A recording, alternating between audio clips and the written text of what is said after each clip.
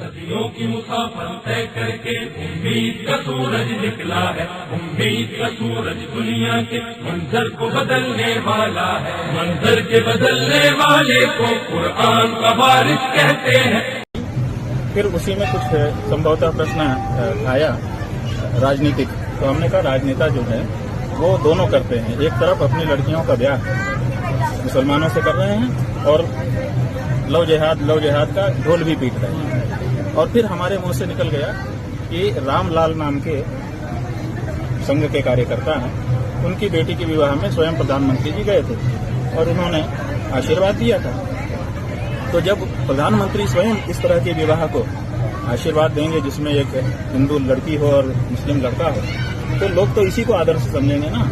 तो दोनों कैसे हो सकता है? एक तरफ आप लव जिहाद के बारे में लोगों को सचेत भी कर रहे हैं और दूसरी तरफ आशीर्वाद भी दे रहे हैं।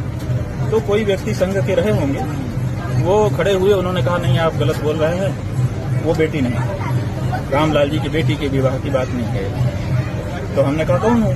बोले उनकी भतीजी है। रामलाल जी तो संघ के प्रचारक हैं, वो अविवाहित रहते हैं और उनकी बेटी कैसे हो सकती है? तो हमारा कहना था कि भाई भतीजी भी तो बेटी ही होती है। हमने बेटी शब्द कहा तो भतीजी भी बेटी होती है, एक बात। दूसरे जो रामलाल के भाई हैं उनको कोई नहीं जानता और रामलाल के भाई के कारण प्रधानमंत्री जी गए हों ये भी हम लोग नहीं मानते हैं। आम धारणा यही है कि रामलाल जी संघ के पदाधिकारी, इसमें गलत क्या है? तो फिर वो कई बातें कहने लगे। तो हमने कहा कि भाई आप लोगों की यही समस्या है कि आप लोग एक तरफ समर्थन भी करते हैं, एक तरफ विरोध भी करते हैं। हम लोग ये नहीं करना चाहते। हम लोग चाहते हैं कि अगर विरोध करना है तो हम विरोध करें, फिर समर्थन न करें, और समर्थन करना है तो फिर विरोध न करें। दोनों के पक्ष में तर्क है और विपक्ष में भी तर्क है। ये तो जिस तरफ समाज को नेता ले जाना चाहेगा वैसे तर्क स्थापित करके ले जा सकता है। तो ये बात है। वैसे ही अब उनको हमने कहा भाई हमको गलत कहने के, वो कहने लगे नहीं तो गलत कह रहे हो आप, गलत नहीं करना चाहिए। हमने कहा भाई हमने गलत क्या कहा? भतीजी की बेटी होती ही है, आप ही कह रहे हैं। तो यहाँ पर जितने लोग खड़े हैं उनसे पूछ लीजिए भतीजी बेटी होती है कि नहीं, तो सबने कहा बेटी होती है। इतने में कोई सांसद आ गए, भीड़ थी बहुत, तो लोगों ने कहा ये सांसद जी। तो चूंकि प्रकरण संघ वाला चल रहा था और एकदम बस एक सेकंड ही हुए होंगे उनका हटना और कुछ ही क्षण बीते थे और वो आ गए। तो हमने कहा भाई ये भी संघ ही के हैं, अगर संघ के हैं तो फिर इनके साथ भी वही बात। तो वो बहुत देश में आ गए और आकर के कहने लगे तुम सन्यासी नहीं हो, तुम ये नहीं हो, तुम ये नहीं हो। हमने कहा भैया हम जो हैं सो वही हैं, आप प्रमाण पत्र देने वाले कोई होते नहीं हो और हम जो बस सच है वही सच कह रहे हैं। और सच यही है कि आप ही लोग दोनों करते हो। आप एक तरफ समर्थन भी करते हुए दिखाई देते हो, एक तरफ विरोध भी करते हुए दिखाई देते हो, जो कि हम लोगों को समझ में नहीं आता है कि असल में आपका क्या कहना है। तो आप लोग साफ होइए, अगर विरोध करना है तो विरोध करिए, समर्थन करना है तो समर्थन करिए। हम जहां तक हमारी बात है, हम सनातन धर्मी लोग, हम भेदभाव मानते हैं इस मामले में, और ऐसा भेदभाव नहीं मानते कि हम किसी को मुसलमान होने के कारण परहेज करें, उससे हम नफरत करें, उसका अनादर करें, ये हम नहीं मानते। लेकिन हम ये मानते हैं कि ब्याह शादी खाना पीना हमारा अपने में होता है, उनका अपने ढंग से होता है। ये इनकी समस्या है, हमने ये कहा। अब आप फिर कह दे रहे हैं, अब चूंकि कहलवा रहे हैं तो कह दे रहे हैं कि राष्ट्रीय स्वयंसेवक संघ के जो मोहन वैद्य जी हैं, उन्होंने वक्तव्य दिया कि हमारे 30,000 स्वयंसेवक उत्तर पूर्व के वो गौ मांस खाते हैं, हम किसी के खाने पीने पर रोक नहीं लगाते। तो जब तुम्हारे सेवक गाय का मांस भी खाएं, मुसलमानों से ब्याह भी करें तब भी वो हिंदू, और हम उनसे परहेज करें तब भी हम हिंदू, तो दोनों को कैसे बने? तो आपने सुना महाराज का क्या कहना है। औरत की गीरत में जहाद होगा, यानी कि जहाद कई किस्म का होता है, मगर इसमें 2 जहाद ऐसे होंगे जो धर्म से खेल रहे हैं, जो धर्म गुरु बनकर पाखंडी इसको हम कहते हैं, उनसे होगा, जिसका ताल्लुक रूहानियत से होगा, जिसको हम कहते हैं रूह के देखने के लिए आखिरी ग़ज़वा होगा, जिसमें शिद्दत की लड़ाई का नज़ारा होगा। और एक जहाद वो होगा जिसको भारत के मुताबिक अंतिम युद्ध कहते हैं। तो ये तमाम चीज़ें औरत को लेकर ही पैदा होगी भारत में, ये भविष्यवाणी की पेशनगोई है।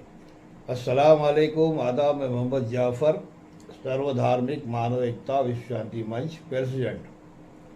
तो बहरहाल जिस तरह से भारत एक तबाही की तरफ जा रहा है, इसके जिम्मेदार सिर्फ सियासी लीडर है और ये एक बहुत बड़ा खेल यहाँ चल रहा है। जिस तरह से अभी महाराज को आप सुन रहे थे, ये सनातनी महाराज है, ये एक हिसाब से देखा गया तो कट्टर हिंदुज़म है, कट्टर सनातनी, यानी कि किसी मज़हब के ख़िलाफ़ ये बुरा नहीं बोलेंगे, मगर अपने मज़हब को अपने हिसाब से ही लेकर चलेंगे तमाम वो चीज़ें। यानी कि किसी को किसी के मज़हब के बारे में बुरा बोलने का हक़ किसी को भी नहीं है, ये हक़ है। बहरहाल अपने मज़हब को हम जिस तरह लेकर चलना चाहे हम लेके चल सकते हैं। तो तमाम वो बातें इसमें बताई गई जो गौ को लेकर है, तमाम वो चीज़ें जो शादी को लेकर, जो लव जहाद को लेकर है। तो यहाँ जो मेन मुद्दा है, ये जो खेल में जो नुकसान होने वाला है भारत का कसरत से होगा, तो यहाँ पर जो औरत की ग़ैरत में जहाद होगा से मुराद है यही लोग होंगे जो कसरत से नफ़रत फैलाएंगे। ये हरकत देखते हुए हर वो नौजवान मजबूर हो जाएगा कि मारने मरने पर, यह हकीकत है। तो यही एक ऐसी पेशन गोई है जो पूरी तरह से भारत में अमल में आने वाली है। दूसरा जो जहाद है, जो हम कहते हैं रूहानियत का जहाद, यानी कि धार्मिक शक्तियाँ, जो हम जो बात करते हैं हमेशा, यानी कि धर्म गुरुओं की पहचान कहीं हो सकती है, ये सच है या गलत, ये गुरु सही है या गलत, तो उसमें धार्मिक शक्तियाँ होनी ज़रूरी होती है। खाली ज़बान से बोलते चले जा रहे हैं लंबा लंबा, मगर उस पर एक पैसे का अमल नहीं रहेगा, तो वैसे पाखंडियों से भरा हुआ भारत है हमारा, चाहे वो सनातनी हो चाहे इस्लाम हो। तो कसरत से ऐसे पाखंडी यहाँ पर भारत में कसरत से जमे हुए, जो जनता को लूट कर एक अपना मुकाम बनाकर यहूदियों के बिस्तर पे यहूदियों का सामान इस्तेमाल करते हुए यहूदियों के तरीक़ों पे चल रहे हैं, जिसके अंदर कोई धर्म इस्लाम बिल्कुल नहीं है। तो इनकी बर्बादी भी होगी, इनको भी इन्हीं के भक्त, इन्हीं के मुरीद दौड़ा दौड़ा कर मारेंगे पीटेंगे, ये हकीकत है। तो इसीलिए हम हमेशा भारत की जनता जनार्दन को हम समझाते हैं, जो लिखा है वो टल नहीं सकता, मगर जो बड़े हादसे होने वाले हैं उसको हम छोटे पकड़ कर अल्लाह से दुआ कर सच्चाई के रास्ते पर आते हुए बड़ी तबाही से उसको बचाया जा सकता है। इसीलिए तमाम चीज़ें तुम्हारे सामने हम रखते हैं। ऐसी कई बातें हैं जिसको लेकर भारत में एक बहुत बड़ा धर्म युद्ध होगा, बहुत बड़ा होगा। तो इससे हमको बचने की ज़रूरत है। जो सियासी खेल है जो हम घड़ी घड़ी बता रहे हैं, ये टोटल खेल सियासी है। यहाँ हिंदू मुस्लिम, जो सच्चे हिंदू मुस्लिम सिख ईसाई दलित जो है, उनमें कभी भी ना इत्तेफाकी नहीं है, ना ही उनमें कोई दुश्मनी होती है। वो सब भाई भाई की तरह रहते हैं, मगर इसको जो लेकर चलते हैं सियासी, अपनी सीट के लिए सियासी दर, हमको इनसे बचने की ज़रूरत है, चाहे वो हिंदू रहो चाहे वो मुसलमान रहो। इसलिए हर हाल में हमको चाहिए कि हर वो स्टेट, हर वो डिस्ट्रिक्ट, हर वो डिवीज़न में MLA MP की सबकी यहाँ तब्दीली हो, इनको बदला जाए।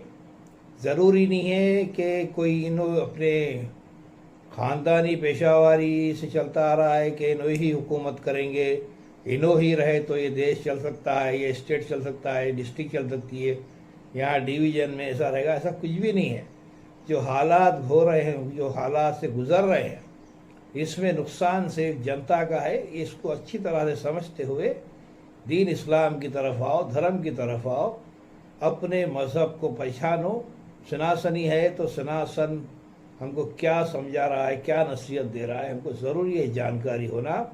इसी तरह मुसलमानों को ज़रूरी है अपने इस्लाम को पूरी तरह से समझने की कोशिश में लग जाए, इबादत की तरफ आए, सीधी दिशा में आए, अल्लाह के ज़िक्र में रहे, बुराई से बचते रहे, पाखंडी बाबाओं की बातों में आकर तबाही की तरफ मत दौड़े।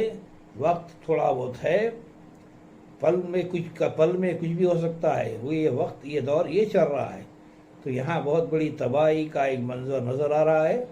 जो ऊपर वाला तो खुलेआम अपना कहर दिखा रहा है, जो बर्बाद कर रहा है।